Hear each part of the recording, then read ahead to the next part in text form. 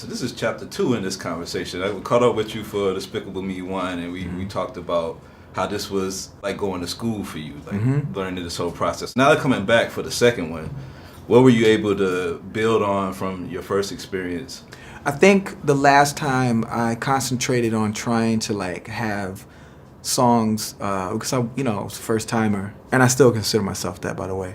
I allowed the songs to be inspired by like different aspects of different characters. Whereas this time I think I spent more time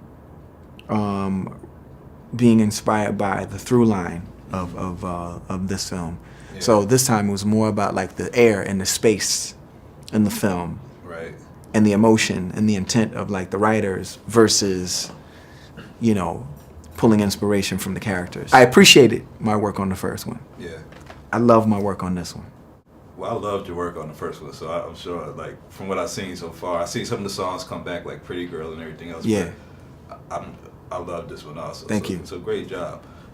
Working with a team, Hans and everybody else, how's it different to turn in music for a movie than, say, to turn in music like we're working on a collaboration with Jay-Z and you turn it in for a track? There's not much difference.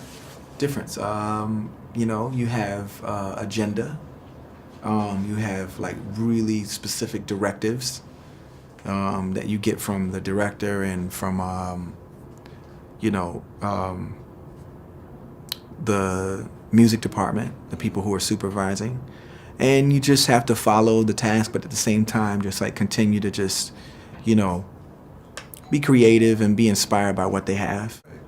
Now Gru, I mean, at the end of the day, Gru is he's a ex-villain, but he's like a great father. What do you think is like the best thing about Gru's character in Despicable Me as it relates to his kids? I loved Gru's and he was incredibly honest, and he reminds me of various friends of mine, their parents, the real honest ones. Yeah. The people who just say whatever's on their mind at the moment, and under their breath, it's always really good. Yeah, that dry humor, I love that. Now, you've done a lot of stuff, Billionaires Boys Club, the N.E.R.D, N.E.R.D, and everything else. But now you have a new venture with I Am Other, and I see you like doing interviews with N.E.R.D and everybody else. Sure. How is that experience putting on the journalist hat and doing interviews and also doing this new media revolution with YouTube and I Am Other?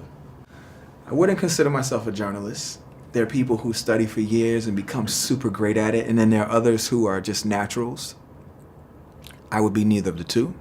So I wouldn't call myself a journalist. I think I've tried to get in where I fit in when it comes to the journalistic aspect of I Am Other and Artist Talk, I think you're referring to.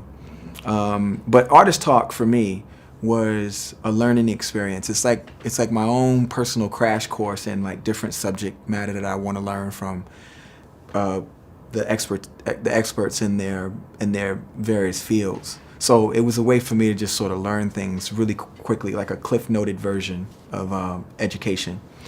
And I thought it just would be interesting. The creator of the show and myself thought it would be interesting just to see the alchemy, just between treating things more like a conversation versus journalism. And then with I Am Other, the entire umbrella is just basically, it's not necessarily a new movement. I think, if anything, we've just tried to centralize what already existed. There are people and kids who feel like they don't fit in a box. And we felt like we would just like create a collective, if you will, of